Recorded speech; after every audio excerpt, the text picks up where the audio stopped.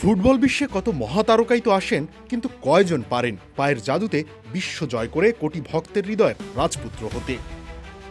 সামনে আরেকটা বিশ্বকাপ, আর তার আগেই নিজের এক অনন্য মানবিকতায় লিওনেল মেসি প্রমাণ করলেন মাঠের শ্রেষ্ঠত্বের চেয়েও ভক্তদের প্রতি তার ভালোবাসার টান অনেক বেশি গভীর।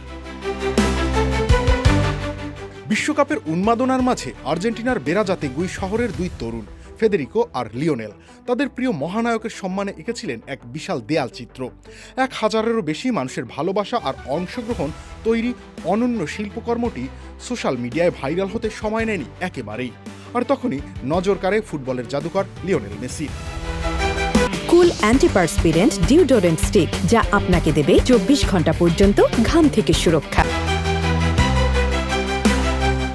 সোশ্যাল মিডিয়ার চেনা দুনিয়ায় সাধারণ একটা লাইক দিয়েও মেসি অনায়াসেই খালাস পেতে পারতেন, কিন্তু ভক্তদের আবেগকে যিনি সব থেকে বেশি মূল্য দেন সেই মেসি বেছে নিলেন অন্য এক পথ। বর্তমান ক্লাব ইন্টার মায়ামির জার্সি গায়ে জড়িয়ে তিনি সরাসরি একটা ভিডিও বার্তা পাঠালেন সেই দুই ভাগ্যবান তরুণের উদ্দেশ্যে।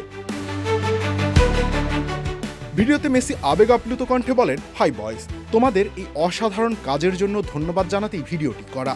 প্রথমে শুধু একটা লাইক দেওয়ার কথা ভেবেছিলাম, কিন্তু মনে হলো সরাসরি মুখে বলাটাই বেশি সুন্দর। মহাতারকার এমন বিনম্র আর আন্তরিক রূপ দেখে হতবাক হয়ে যান দুই ভক্ত। এই ঘটনা আবারও প্রমাণ করলো কেন রোজারিও থেকে উঠে আসা এই ফুটবল জাদুকরকে বিশ্বজুড়ে মানুষ এতটা শ্রদ্ধা করে।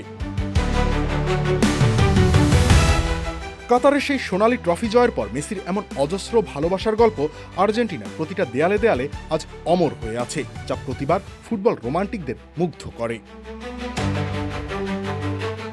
রবিউল ইসলাম রনি, খেলা ৭১।